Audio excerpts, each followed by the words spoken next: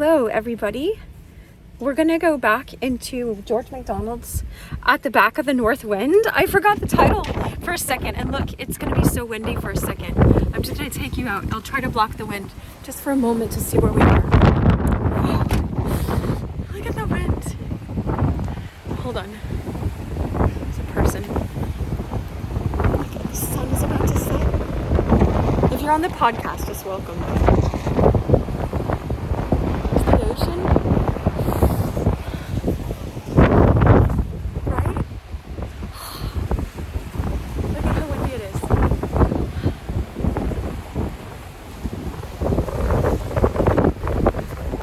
All right, we're gonna go back into the shelter. Now I will be staring at this glorious sunset. I'll turn it around when I can, when I remember to. Look how quiet. I didn't even fix anything. I was just like, let's get there so we can go into the story. Oh my gosh.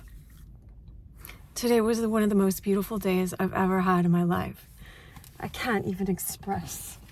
And so I wish that for you. I wish, we're not to depend upon the temporal, but just there's so much beauty in this world and love. Right?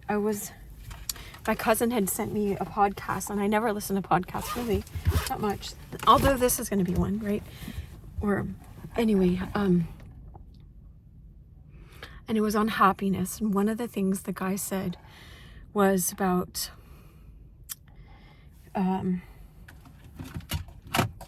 making eye contact with those in your family. It releases all this oxytocin in your body. And God says that all of us, we're family.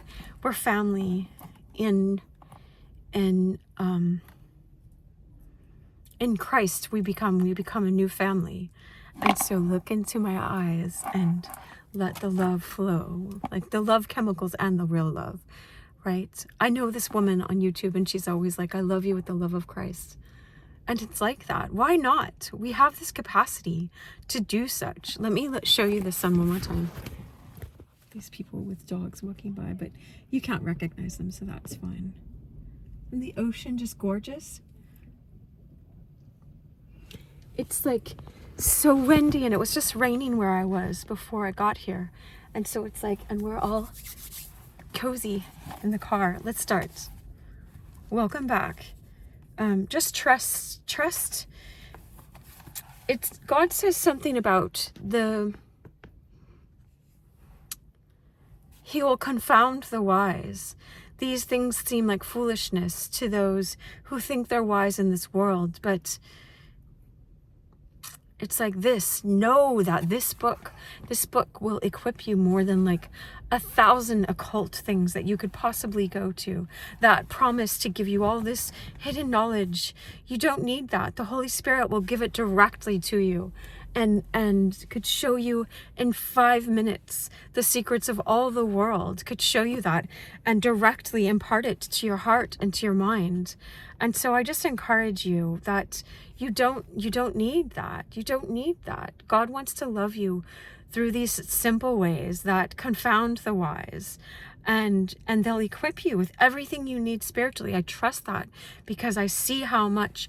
Even last night I was falling asleep, and then I'll go into the book, right? I was falling asleep and I was listening to the end of The Lord of the Rings.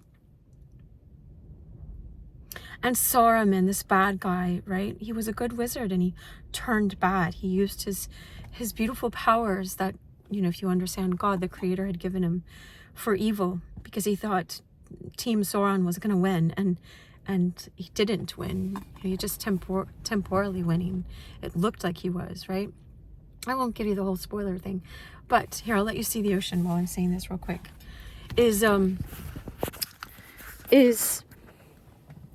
So Frodo was saying that because Saruman he tried to intimidate all the hobbits of Hobbiton in the end, at the very end, after everything had been defeated. And so they backed down for a second. And Frodo was saying, I'm going to look at you when I say this. Frodo was saying, no, He doesn't have any dominion anymore. He doesn't have his powers. His powers have been stripped from him. Just like the enemy of our souls, his powers have been stripped from him. He only has his voice to mock and to, we know that we can be tempted. That's all. And then just don't, God will help you. Divine love will help you not give in to temptation. But anyway, just like I was falling asleep to Frodo saying, no, that's just, he has the old trick of his voice trying to entrap you, basically. His dominion was no more. I love it. It's like Daniel 2. It's like the righteous. Those who bring many into righteousness, right wayness, the right way of true love, they will shine like the like the stars in the heaven. Anyway, okay. Chapter 5, the summer house. This character, now just trust that you're here and you can start over whenever you want. But I just encourage you, stay with this because you're here. And there are no accidents with God. There really aren't. All right. And so I hope what I said just now ministered to your life and gave you love. Now, this boy's name was Diamond. I'll show you a picture. Diamond. It's so windy. I'll show you again. The wind, look, because it's blowing the trees right now. The trees down below. Do you see them? Blowing? The sun's going behind the... I can see the sun rays coming out. It's so beautiful on the ocean. And then there's the wind. Anyway, all right, you've seen the wind before, but my kids are like that. Mom, we've seen a sunset. What's the big deal? I'm like, what? Everyone is so different. All right, so this is Diamond, and the horse's name is Diamond as well. And his father runs a carriage for this man, Mr. Coleman, I think. And so that's where we are. All right. So the rest will be enough for you. The summer house, chapter 5. Diamond said nothing to his mother about his adventures. He had half a notion that North Wind was a friend of his mother, and that if she did not know all about it, at least she did not mind his going anywhere with the Lady of the Wind. At the same time, he doubted whether he might not appear to be telling stories if he told all, especially as he could hardly believe it himself when he thought about it in the middle of the day. Although when the twilight was once halfway on to night, he had no doubt about it, at least for the first few days after he had been with her. The girl that swept the crossing had certainly refused to believe him.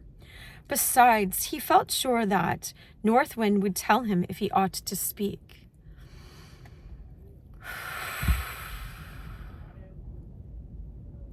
It was some time before he saw the Lady of the Wind again. Indeed, nothing remarkable took place in Diamond's history until the following week. This was what happened then.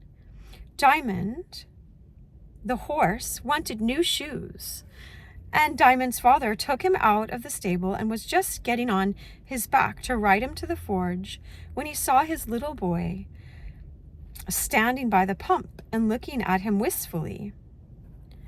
Then the coachman took his foot out of the stirrup, left his hold of the mane and bridle, came across to his boy, lifted him up, and setting him on the horse's back, told him to sit up like a man. He then led away both Diamonds together. That's the picture. This book is from the 1800s, so we can use it freely. The illustrations and all of it. I love that because I never want to take anyone's material that's not free domain.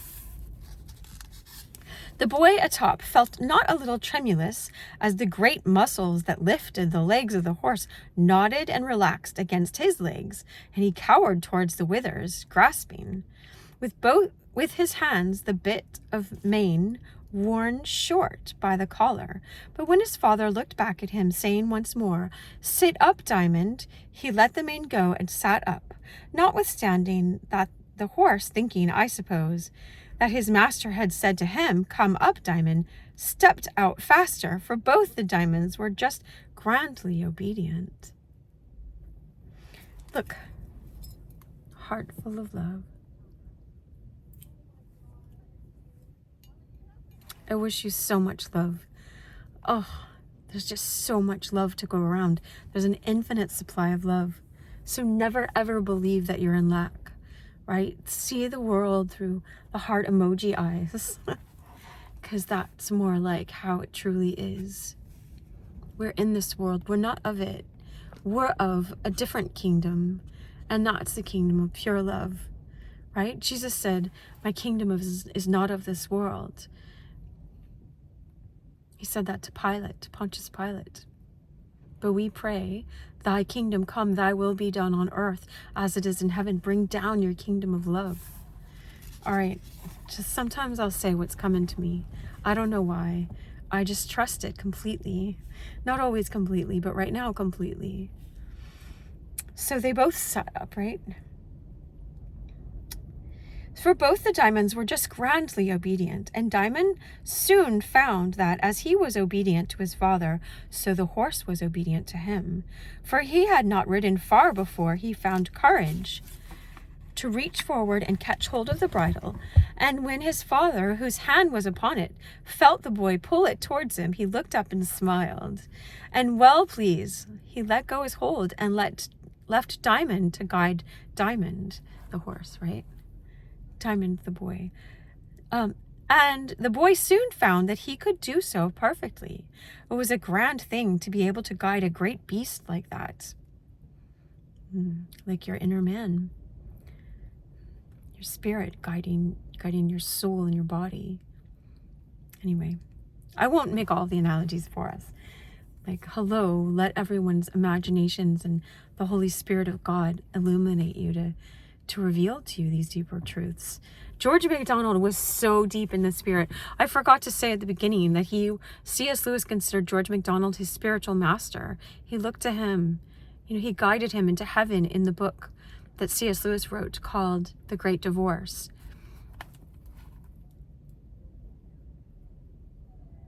Never had he read another author, he said, that was more closely intertwined to the Spirit of Christ, the Holy Spirit, than George MacDonald. And here we get the privilege to enter into his book. It's such an honor. I so appreciate it. Thank you, God. Thank you, God, for every single person here. The sun's coming out one more time. Let me show you.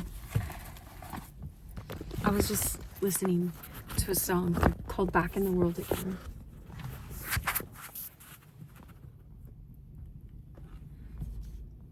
On my way here.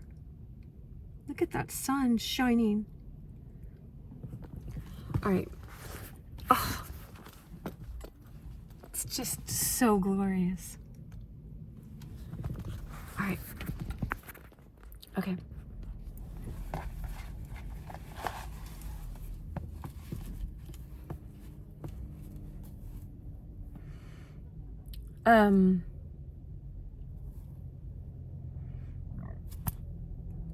And so to guide a great beast like that. And another discovery he made was that in order to guide the horse, he had in a measure to obey the horse first. If he did not yield his body to the motions of the horse's body, he could not guide him. He must fall off. This is in The Horse and His Boy that C.S. Lewis wrote as well. One of my favorite of the Narnia books. The blacksmith lived at some distance deeper into London. As they crossed the angle of a square, Diamond, who was now quite comfortable on his living throne, right? Look at that. Was glancing this way and that in a gentle pride, and he saw a girl sweeping a crossing, scuttling before a lady. The lady was his father's mistress, Mrs. Coleman, and the little girl was she for whose sake he had got off the North Wind's back. To help her, right? And then they just consoled each other. It was the sweetest story. That's the last video. I think this is video 3, so that was video 2, if I am correct. Wait. This might be video 4, and that was video 3. So whatever, it's one before this. You can see the number in the description. I'll get it right by the time I post it.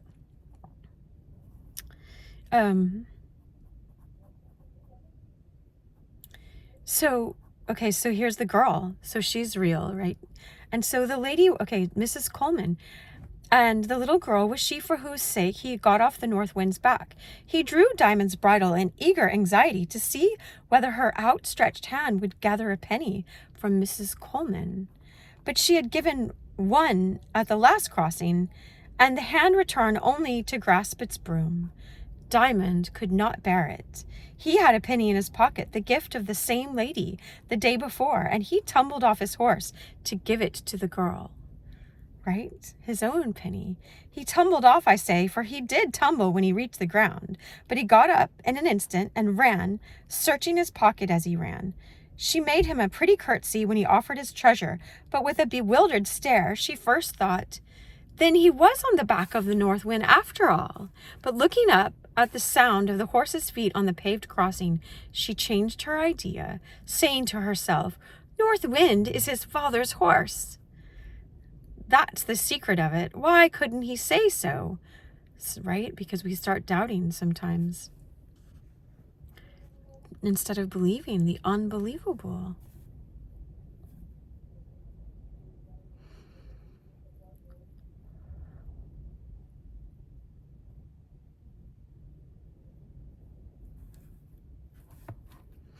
And she had a mind to refuse the penny.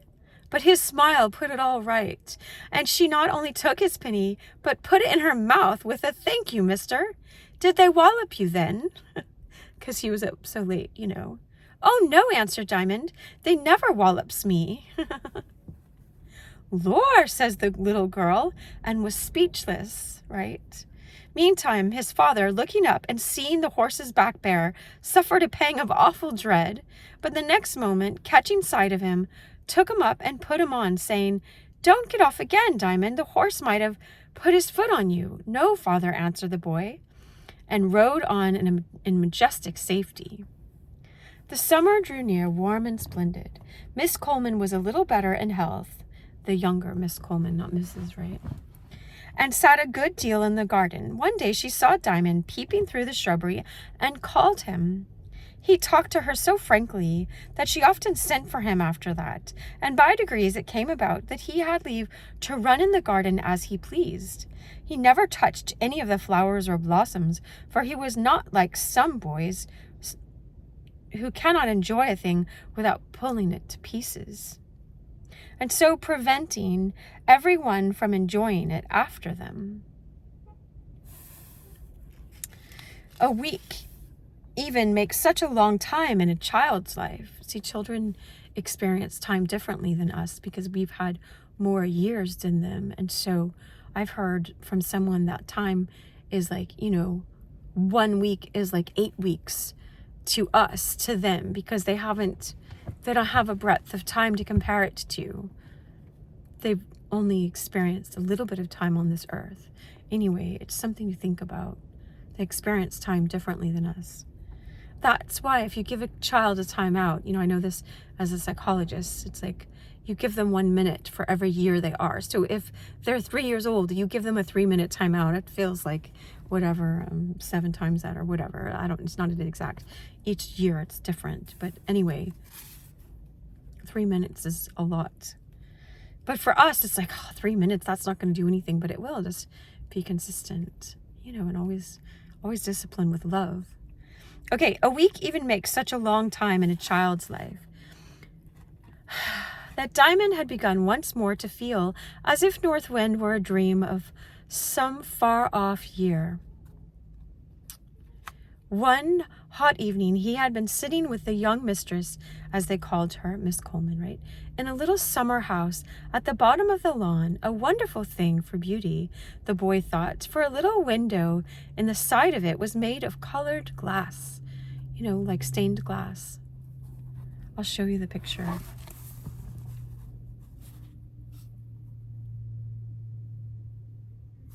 And then I'll flip the camera for a second so you can watch the sunset with me. Let's see, let me just double check that you can't tell who the people are. Let me not knock my phone again. One moment. All right. Let me just, okay, make sure that you're not just seeing the dashboard. Okay, so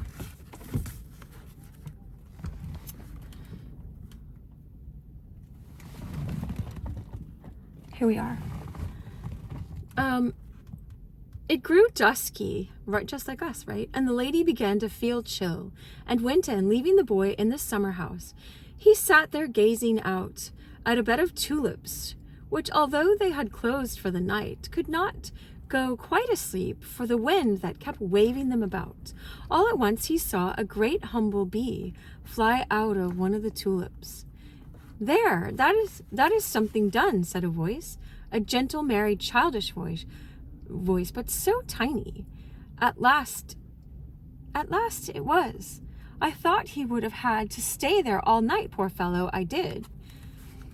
Diamond could not tell whether the voice was near or far away. It was so small and yet so clear. He had never seen a fairy, but he had heard of such, and he began to look all about for one, and there was the tiniest creature sliding down the stem of the tulip. "Are you the fairy that herds the bees?" he asked, going out of the summer house and down on his knees on the green shore of the tulip bed. "I'm not a fairy," answered the little creature. "How do you know that?" "It would become you better to ask how you are to know it." "You've just told me." "Yes, but what's the use of knowing a thing only because you're told it?" "Well, how am I to know you are not a fairy? You do look very like one." "In the first place, fairies are much bigger than you see me." "Oh," said Diamond reflectively, "I thought they were very little." "But they might be tremendously bigger than I am, and yet not very big." "Why, I could be 6 times the size I am, and not be very huge. Besides, a fairy can't grow big and little at will, though the nursery tales do say so. They don't know better." "You stupid Diamond, have you never seen me before?" It's funny because George MacDonald was friends with Lewis Carroll, the guy that wrote Alice in Wonderland, where, you know, she grew bigger and then smaller and all that kind of stuff happened. And as she spoke, a moan of wind bent the tulips almost to the ground, and the creature laid her hand on Diamond's shoulder. In a moment he knew that it was North Wind. "I am very stupid," he said, "but I never saw you so small before, not even when you were nursing the primrose. Must you see me every size that can be measured before you know me, Diamond? But how could I think it was you taking care of a great stupid humble bee? The more stupid he was, the more need he has to be taken care of. What with sucking honey and trying to open the door, he was nearly dazed, and when it opened in the morning to let the sun see the tulip's heart, what would the sun have thought to find such a stupid thing lying there with wings too? But how do you have time to look after bees?" "I don't look after bees. I had this one to look after. It was hard work, though." "Hard work? Why, you could blow a chimney down or a boy's cap off," said Diamond. "Both are easier than blow a tulip open. But I scarcely know the difference between hard and easy. I am always able for what I have to do. When I see my work, I just rush at it and it is done. But I mustn't chatter. I have got to sink a ship tonight." "Sink a ship? What? With men in it?" "Yes, and women too." "How dreadful. I wish you wouldn't talk so." "It is rather dreadful, but it is my work. I must do it." "I hope you won't ask me to go with you." "No, I won't ask you, but you must come for all that." "I won't then." "Won't you?"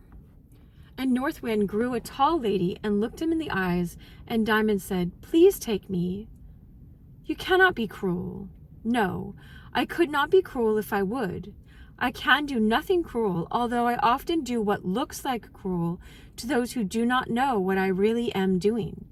The people they say I drown, I only carry away to, well, the back of the North Wind. That is what they used to call it long ago, only I never saw the place." "How can you say carry them there if you never saw it?" "I know the way." "But how is it you never saw it?" "Because it is behind me." "But you can look around." Not far enough to see my own back. No, I always look before me. In fact, I grow quite blind and deaf when I try to see my back. I only mind my work. But how does it be your work? Ah, that I can't tell you. I only know it is because when I do it, I feel all right, and when I don't, I feel all wrong. East Wind says, only one does not exactly know how much to believe of what she says, for she is very naughty sometimes. She says it is all mangled by a baby. But whether she is good or naughty when she says that, I don't know. I just stick to my work. It's all one to me to let a bee out of a tulip or sweep the cobwebs from the sky. You would like to go with me tonight? I don't want to see a ship sunk. But suppose I had to take you. Why then, of course, I must go. There's a good Diamond. I think I had better be growing a bit. Only you must go to bed first. I can't take you till you're in bed. That's the law about the children. So I had better go and do something else first. Very well, North Wind, said Diamond. What are you going to do first, if you please? I think I may tell you. Jump up on the top of the wall there. I can't. Ah, and I can't help you. You haven't been to bed yet, you see. Come out to the road with me, just in front of the coach house, and I will show you. North Wind grew very small indeed, so small that she could not have blown the dust off a dusty miller, as the Scottish children call a yellow auricula, maybe some kind of Scottish flower. Diamond could not even see the blades of grass move as she flitted along by his foot. They left the lawn, went out by the wicket in the coach house gates, and then crossed the road to the low wall that separated it from the river. You can get up the wall, Diamond, said North Wind. Yes, but my mother has forbidden me. Oh, then don't, said North Wind. But I can see over, said Diamond. Ah, to be sure. I can't. So saying, North Wind gave a little bound and stood up on top of the wall. She was just about the height of a dragonfly would be if she stood on end. You, darling, said Diamond, seeing what a lovely little toy woman she was. Oh, you darling, said Diamond, seeing what a lovely little toy woman she was. Don't be impertinent, Master Diamond, said North Wind. If there's one thing makes me more angry than another, it is the way you humans judge things by their size. I am quite as respectable now as I shall be 6 hours after this when I take an East India man by the royals, twist her round and push her under. You've no right to address me in such a fashion. That reminds me of like another person thing that says, judge me by my size. But anyway, but as she spoke, the tiny face wore the smile of a great grand woman. She was only having her own beautiful fun out of Diamond, and true woman's fun never hurts. But look there, she resumed. Do you see a boat with one man in it, a green and white boat? Yes, quite well. That's a poet. I thought you said it was a boat. Stupid pet. Don't you know what a poet is? Why, a thing to sail on the water in? Well, perhaps you're not so far wrong. Some poets do carry people over the sea, but I have no business to talk so much. The man is a poet. The boat is a boat, said Diamond. Can't you spell? Asked North Wind. Not very well. So I see. A poet is not a boat. Boat. It's B-O-A-T. As you call it. They're speaking with a British accent. A poet is not a boat. Boat. A poet is a man who is glad of something and tries to make other people glad of it too. Ah, now I know, like the man in the sweetie shop. Not very, but I can see it is no use. I wasn't sent to tell you, and so I can't tell you. I must be off. Only first just look at the man. And here, look, with just like the sun setting. Here's the picture. Isn't that awesome? Just like the sun setting on the ocean. Maybe that's the moon for him. Anyway, I won't block the sun. He's not much of a rower, said Diamond. paddling first with one fin and then another. "Now look here," said North Wind, and she flashed like a dragonfly across the water, whose surface rippled and puckered as she passed. The next moment, the man in the boat glanced about him and bent to his oars. The boat flew over the rippling water. Man and boat and river were awake the same instant almost. North Wind perched upon the river wall. "How did you do that?" asked Diamond. "I blew in his face," answered North Wind. "I don't see how that could do it," said Diamond. "I dare say not, and therefore you will say don't believe it could. You will say you don't believe it could. No, no, dear North Wind, I know you too well not to believe you. Well, I blew in his face, and that woke him up. But what was the good of it? Why, don't you see? Look at him, how he is pulling. I blew the mist out of him." "How was that?" "That is just what I cannot tell you. But you did it." "Yes, I have to do 10,000 things without being able to tell how." "I don't like that," said Diamond. He was staring after the boat, hearing no answer. He looked down to the wall. North Wind was gone. Away across the river went a long ripple that sailors call a cat's paw. The man in the boat was pulling up a sail. The moon was coming to herself on the edge of a great cloud. The sail began to shine white. Diamond rubbed his eyes and wondered what it was all about. Things seemed going on around him, and all to understand each other, but he could make nothing of it. So he put his hands in his pockets and went in to have his tea. The night was very hot, for the wind had fallen again. "You don't seem very well tonight, Diamond," said his mother. "I am quite well, mother," returned Diamond, who was only puzzled. "I think you had better go to bed," she added. "Very well, mother," he answered. He stopped for a moment to look out of the window. Above the moon, the clouds were going different ways. Somehow or other, this troubled him, but notwithstanding, he was soon fast asleep. He woke in the middle of the night and the darkness. A terrible noise was rumbling overhead, like the rolling beat of great drums echoing through a brazen vault. The roof of the loft in which he lay had no ceiling, only the tiles were between him and the sky. For a while he could not come quite awake, for the noise kept beating him down so that his heart was troubled and fluttering painfully. Here, before the sunset, I'll show you this other picture right here. That's him in his loft in his nightgown.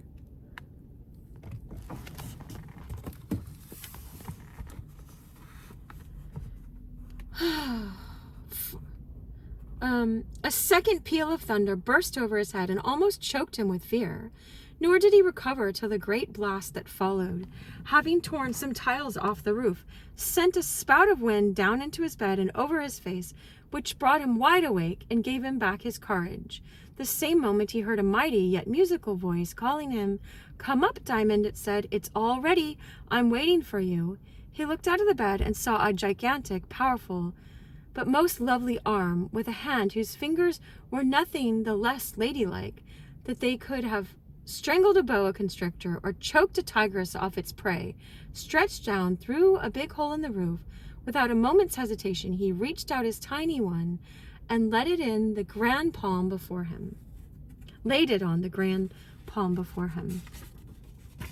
Okay, so now we're on chapter VI. So chapter 6, out in the storm, right? Just like us in a way. It's so windy and it was rainy. All right. The hand felt its way up his arm and, grasping it gently and strongly above the elbow, lifted Diamond from the bed. The moment he was through the hole in the roof, all the winds of heaven seemed to lay hold upon him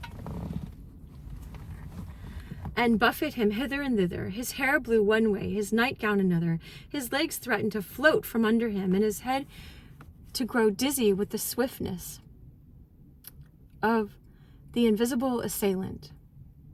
Cowering, he clung with the other hand to the huge hand which held his arm, and fear invaded his heart. "Oh, North Wind," he murmured, but the words vanished from his lips as he had seen the soap bubbles that burst too soon vanish from the mouth of his pipe. Like a kid's bubble pipe, right? The wind caught them, and they were nowhere. They couldn't get out at all, but were torn away and strangled. And yet North Wind heard them, and in her answer it seemed to Diamond that just because she was so big and could not help it, and just because her ear and her mouth must seem to him so dreadfully far away, she spoke to him more tenderly and graciously than ever before. Her voice was like the bass of a deep organ, without the groan in it, like the most delicate of violin tones, without the wail in it, like the most glorious of trumpet ejaculations, without the defiance in it, like the sound of falling water, without the clatter and clash in it. It was like all of them and neither of them, all of them without their faults, each of them without its peculiarity. After all, it was more like his mother's voice than anything else in the world. "Diamond, dear," she said, "be a man. What is fearful to you is not the least fearful to me. But it can't hurt you." "But it can't hurt you," murmured Diamond, "for you are it." "Then if I'm it and have you in my arms, how can it hurt you?" "Oh, yes, I see," whispered Diamond, "but it looks so dreadful and it pushes me about so." "Yes, it does, my dear. That is what it was sent for," right? The wind. And here's a picture again. Let me see if I can put it. Here's the north wind reaching down. There. Diamond's so little down there. All right, let's watch the wind, and the sun is about to set in a few minutes.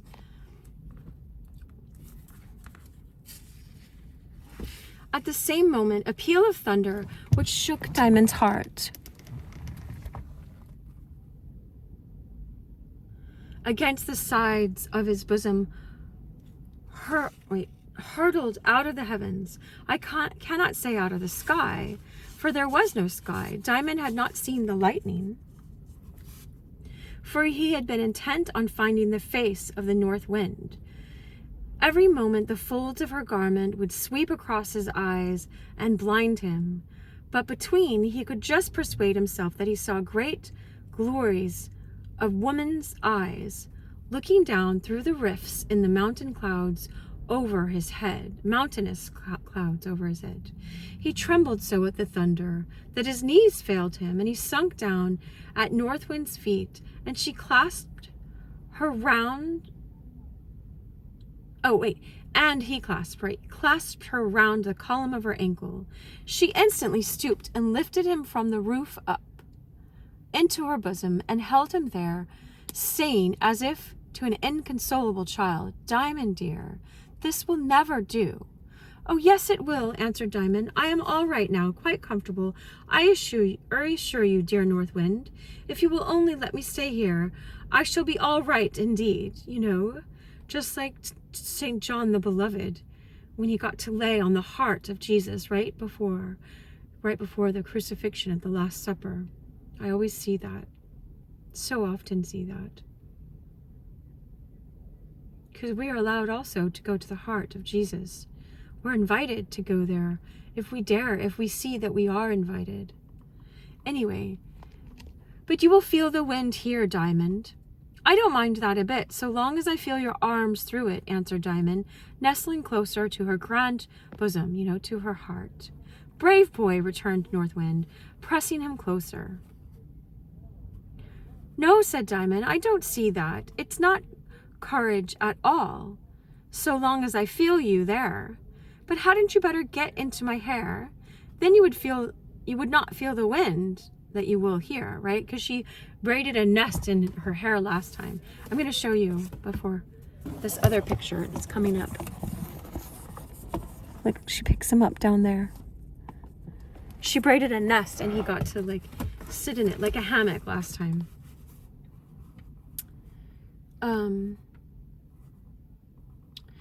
But dear North Wind, you don't know how nice it is to feel your arms about me. It is 1,000 times better to have them and the wind together than to have only your hair and the back of your neck and no wind at all. But it is surely more comfortable there.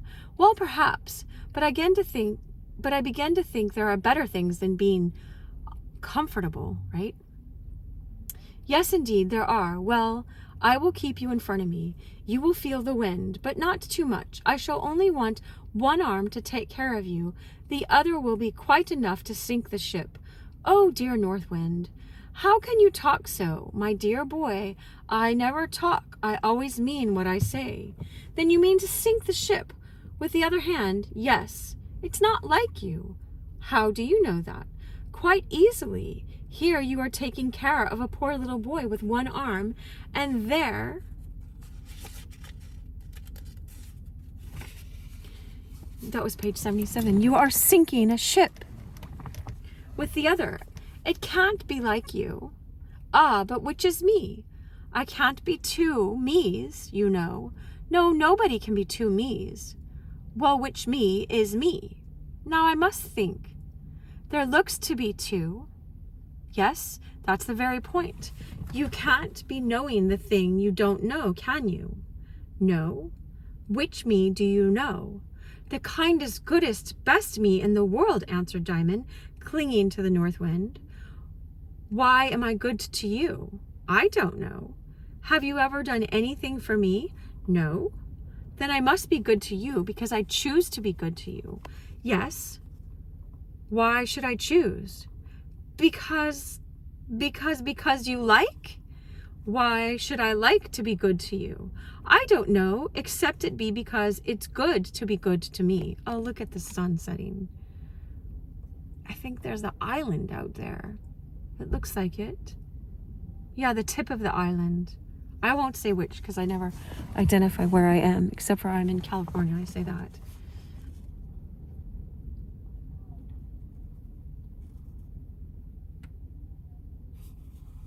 That's just it. I am good to you because I like to be good. Then why shouldn't you be good to other people as well as to me? That's just what I don't know. Why shouldn't I? I don't know either. Then why shouldn't you? Wow, I'm just watching the sunset.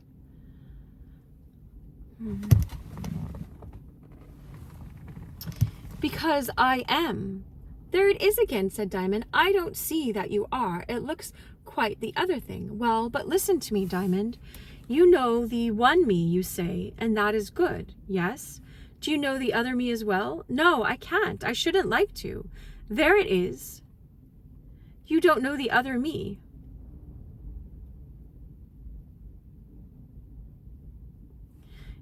You are sure of one of them, yes?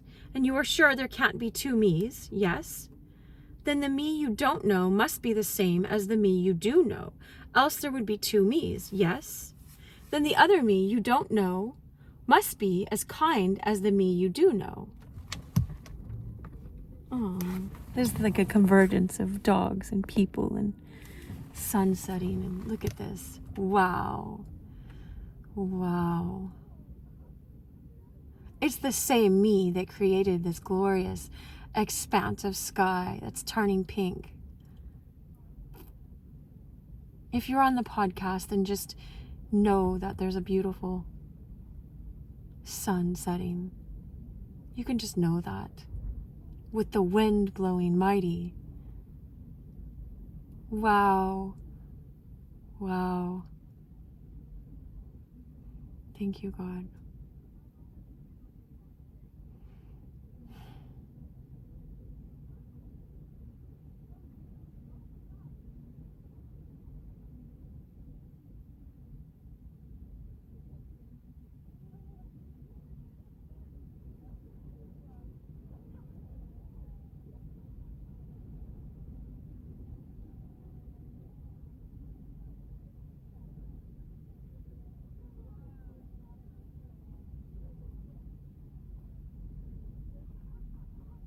Wow. One day I remember crying because I didn't want the sun to set. I think someone had died recently to that, so it was just triggering that. Okay, so welcome back to my friendly face. All right, so let's go back to the me's that the north wind is bringing to us. And I kept looking down and seeing my rose bookmark again. It's like one of those 3D roses. Oh, look, it opens just like the tulip. Wow, I forgot it did that. I thought it was just like 3D. It sort of opens, does it? Weird, it just looks like it in my video. All right, so now where are we? Okay, so besides, okay, then the other me you don't know must be as kind as the me you do know, right? Follow the logic. I invite you. Yes. Besides, I tell you that it is so, only it doesn't look like it. Then I confess freely. Have you anything more to object? That I confess freely. She does say that it doesn't look like it, right? That I confess freely.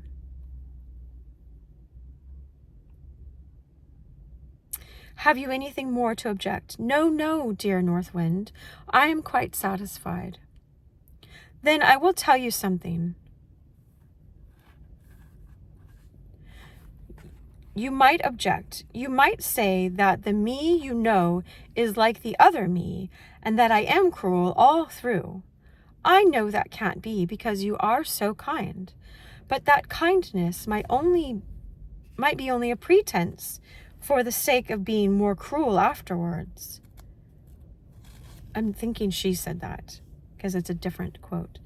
Diamond clung to her tighter than ever, crying, No, no, dear North Wind, I can't believe that.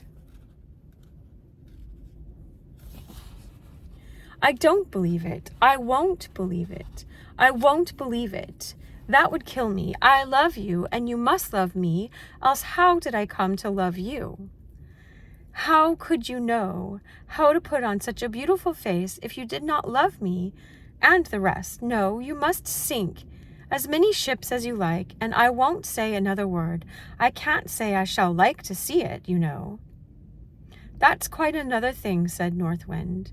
As she spoke, she gave one spring from the roof of the hayloft and rushed up into the clouds with Diamond on her left arm, close to her heart, and as if the clouds knew she had come, they burst into a fresh jubilation of thunderous light. Here, I'll show you the picture. How beautiful. Wow.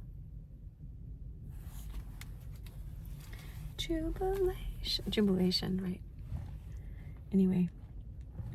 For a few moments, Diamond seemed to be borne up through the depths of an ocean of dazzling flame.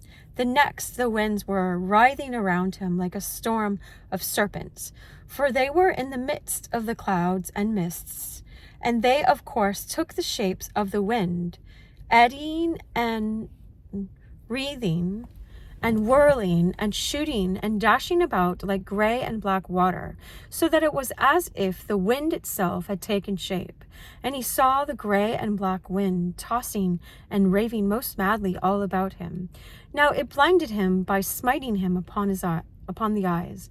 Now it deafened him by bellowing in his ears. For even when the thunder came, he knew now that it was the billows of the great ocean of the air, dashing against each other in their haste to fill the hollows scooped out by the lightning. Now it took his breath quite away by sucking it from his body with the speed of its rush, but he did not mind it. He only grasped first and then laughed, for the arm of the north wind was about him, and he was leaning against her bosom. It is quite impossible for me to describe what he saw. Did you ever watch a great wave shoot into a winding passage amongst the rocks? There's some right down the stairs from us. If you ever did, you would see that the water rushed every way at once, some of it even turning back and opposing the rest. Greater confusion you might see nowhere except in a crowd of frightened people.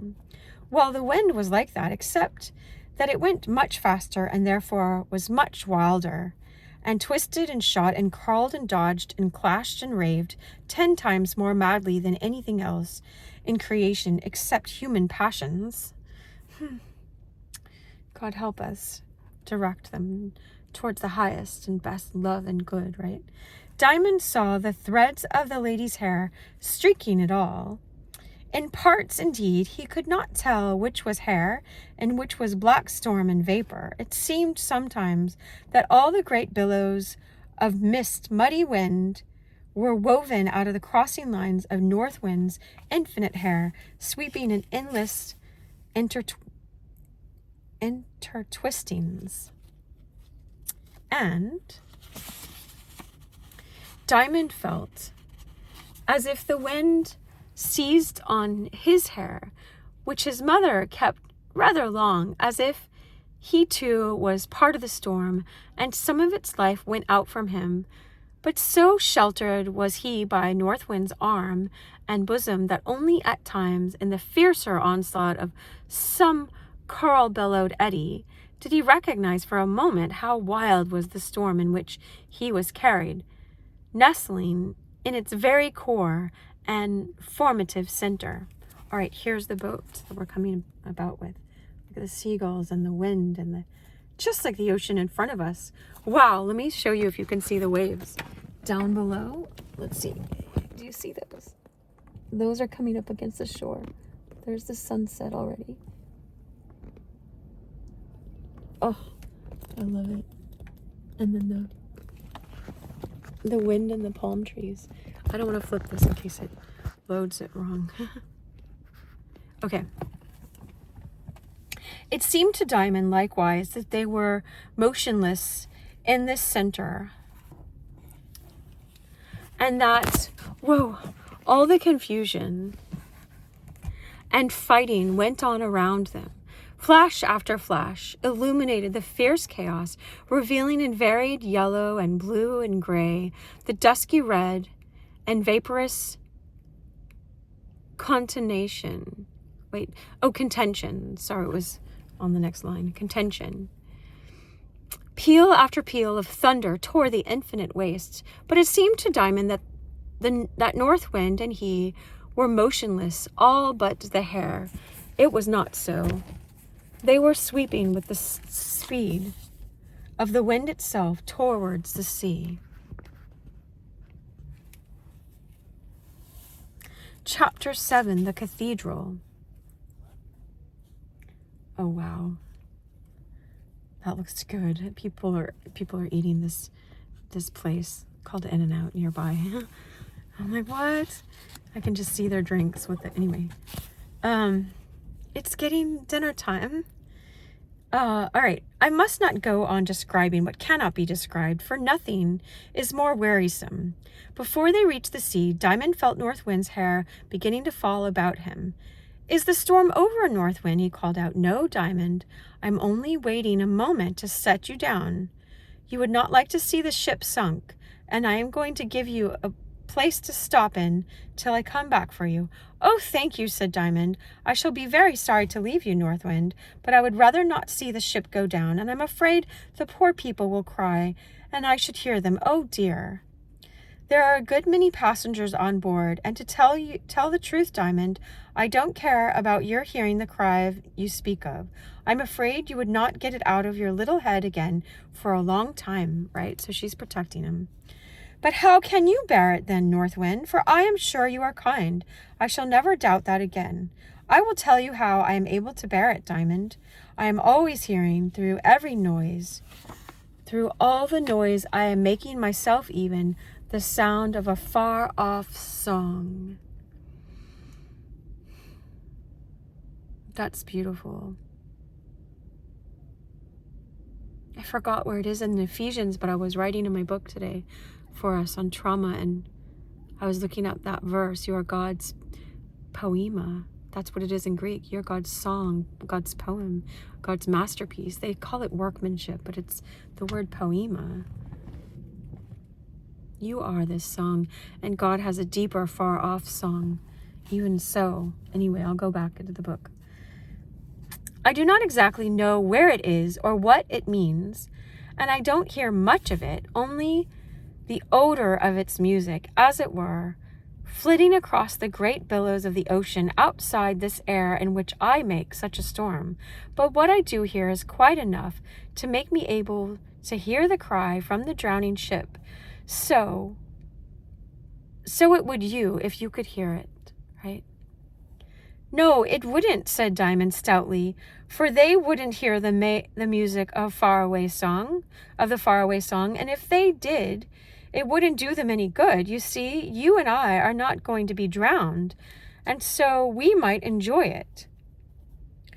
And then North Wind is saying, but you have never heard the psalm. A psalm is a song, like the Psalms. Anyway, and you don't know what it is like. Somehow, I can't say how, it tells me that all is right, that it is coming to swallow up all cries. You know, like in Revelations, it says he will wipe every tear from our eyes. There will be no more crying. And like Julian of Norwich saw in her visions with God, all shall be well, all shall be well, all manner of things shall be well. Anyway, but that won't do them any good, the people, I mean, persisted Diamond. It must, said the North Wind hurriedly. It wouldn't be this song, it seems to be, if it did not swallow up all their fear and pain too, and set them singing it themselves with the rest. I am sure it will. And do you know, ever since I knew I had hair, that is, ever since it began to go out and away, that song has been coming nearer and nearer. Whoa, a palm tree just came down.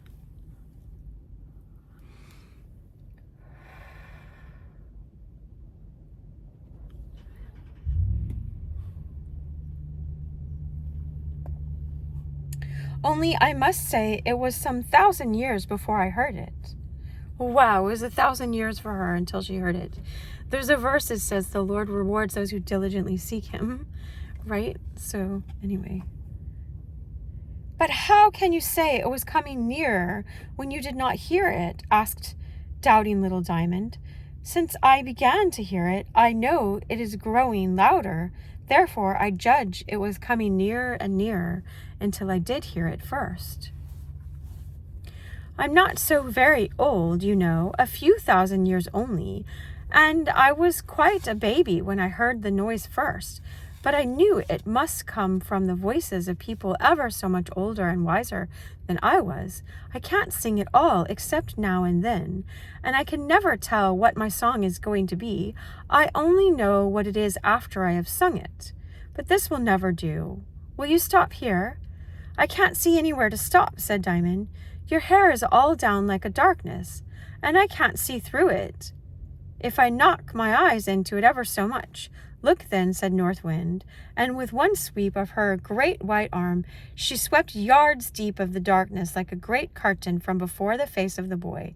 And lo, it was a blue night, lit up with stars. Where it did not shine with stars, it shimmered with the milk of the stars, except where, just opposite to Diamond's face, the gray towers of a cathedral blotted out each its own shape of sky and stars. Oh, what's that? Cried Diamond, struck with a kind of terror, for he had never seen a cathedral, and it rose before him with awful reality in the midst of the wide spaces, conquering emptiness with grandeur. It's a very good place for you to wait in, said North Wind, but we shall go in, and you shall judge for yourself. There was an open door in the middle of one of the towers, leading out upon the roof, and through it they passed. The North Wind set Diamond on his feet, and he found himself at the top of a stone stair, which was twisting away down into the darkness, for only a little light came in at the door. It was enough, however, to allow Diamond to see the North Wind stood beside him,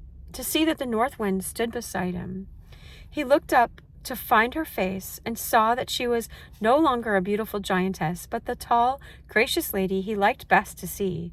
She took his hand, and giving him the broad part of the spiral stair to walk on, led him down a good way, then opening another little door, led him out upon a narrow gallery that ran all around the central part of the church.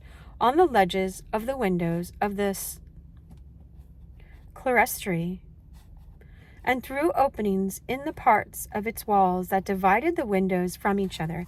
Here's the picture. Wow.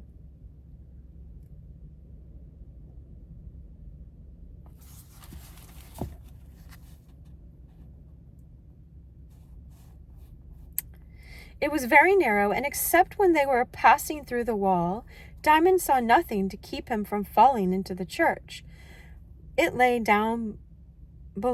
below him like a great silent gulf, hollowed in stone, and he held his breath for fear as he looked down. "What are you trembling for, little Diamond?" said the lady, as she walked gently along with her hand held out behind her, leading him. Here's that picture.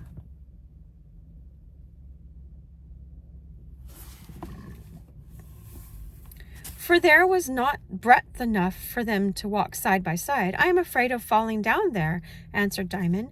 "It is so deep down." "Yes, rather," answered North Wind. "But you were 100 times higher a few minutes ago." "Ah, yes, but somebody's arm was about me then," said Diamond. Wow. I prayed about this morning. Wow. Anyway, putting his little mouth to the beautiful cold hand that had a hold of his. "What a dear warm mouth you've got," said North Wind. "It's a pity you should talk nonsense with it. Don't you know I have a hold of you?" "Yes, but I'm walking on my own legs, and they might slip. I can't trust myself so well as your arms. But I have a hold of you, I tell you, foolish child." "Yes, but somehow I can't feel comfortable." It's exactly what I was feeling. Anyway, not to share my secrets, but okay, so page 88, right? It says, "If you were to fall and my hold of you were to give way, I should be down after you in a less moment than a lady's watch can tick, and catch you before you had reached the ground." "I don't like it, though," said Diamond. "Oh, oh, oh!" He screamed the next moment, bent double with terror, for North Wind had let go her hold of his hand and had vanished, leaving him standing as if rooted at the gallery. She left the words, "Come after me," sounding in his ears. But move he dared not. In a moment more he would, from very terror, have fallen into the church. But suddenly there came a gentle breath of cool wind upon his face, and it kept blowing upon him in little puffs, and at every puff Diamond felt his faintness going away, just like Jesus breathed on the disciples after the resurrection, right? And his fear with it, going away, his fear left with the breath, right? Courage was reviving in his little heart, and still the cool wafts of the soft wind breathed upon him, and the soft wind was so mighty and strong within its gentleness that in a minute more Diamond was marching along the narrow ledge as fearless for the time as North Wind herself. He walked on, with the windows all in a row on one side of him, and the great empty nave of the church echoing to every one of his brave strides on the other, until at last he came to a little open door, from which a broader stair led him down and down and down, till at last, all at once, he found himself in the arms of North Wind, who held him close to her and kissed him on the forehead. Diamond nestled to her and murmured in her bosom, "Why did you leave me, dear North Wind?" "Because I wanted you to walk alone," she answered. "But it is so much nicer here," said Diamond. "I dare say, but I couldn't hold a little coward to my heart. It would make me so cold." "But I wasn't brave of myself," said Diamond, whom my older readers will have already discovered to be a true child in this, that he was given to metaphysics. "It was the wind that blew in my face that made me brave. Wasn't it now, North Wind?" "Yes, I know that. You had to be taught what courage was, and you couldn't know what it was without feeling it. Therefore it was given you. But don't you feel as if you would try to be brave yourself next time?" "Yes, I do. But trying is not much." "Yes, it is a very good deal, for it is a beginning, and a beginning is the greatest thing of all." right? Like I begin again. Here's him, a picture of that. I don't know if you see the windows beside maybe, and he's walking in the dark.